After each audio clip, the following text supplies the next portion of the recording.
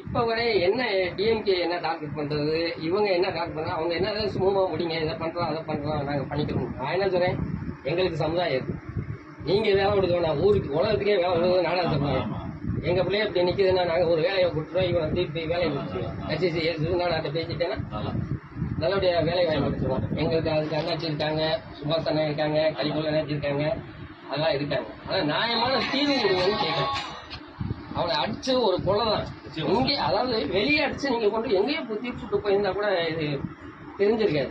மடப்பதில் கொண்டாந்து கோயிலுக்கு பின்னால் வேலை நிப்பாட்டி இவனை உள்ள வச்சுக்கிட்டு அவனை தூக்கி போட்டு இதுல வாய்க்கால போட்டு 1 மணி நேரம் அடி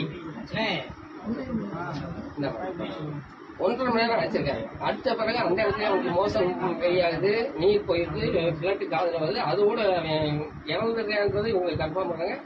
அதுக்கப்புறம் அவனை தூக்கி வந்து வேன்ல நீ நம்ம கூட்டு போய் நான் கூட்டு போறேன், அதுக்கு மாப்பிள்ள தான் கூட இருக்கியா, என் தம்பி தான் வேன்ல உட்காந்து பண்ணி பார்த்துக்கிட்டேன். இவங்க என்ன செய்றாங்க, அதை முடிச்ச உடனே டக்குன்னு வந்து ஒரு ஆட்டோ எடுத்துட்டு ஜிஹெச் கொண்டு போறாங்க. இவங்க செத்து ஆயிட்டான் அப்படின்னு தெரிஞ்ச உடனே என்ன செய்றாங்க, இவனை கொண்டு போய் மதுரைக்கு கொண்டு போறாங்க.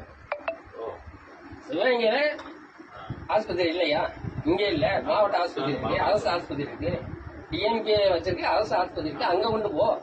அவன் அங்கே மரணம் அடைஞ்சிட்டா கூட ஜிஹெச்ல இருக்க இதுல பெண்ண வரையில நீங்க சேர்த்துருக்கணும். இங்க இது பண்ணோடனே என்ன செய்றாங்க, இங்க இருந்து மதுரை கொண்டு போய் அங்க பிரைவேட் ஆஸ்பத்திரி சேர்த்தோம், அங்க காப்பாற்ற முடியாதுன்னு சொன்னோடனே ஜிஹெச்ல கொண்டு போற வழியில இறந்துட்டாங்க. ஜிஹெச்ல இப்ப கொண்டு போய் போட்டுருக்காங்க. இதே காலையில 8 மணிக்கு இந்த இடத்துல தான் பணம் இருக்குன்றத தகவல எஸ்பி சொல்றாங்க.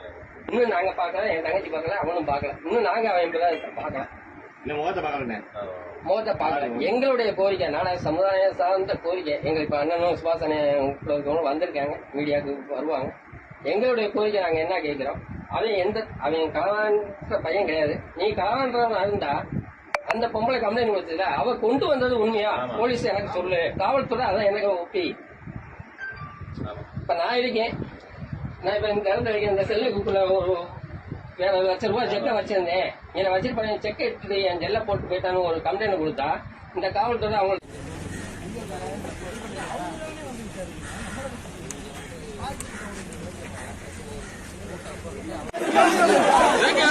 போலீஸ்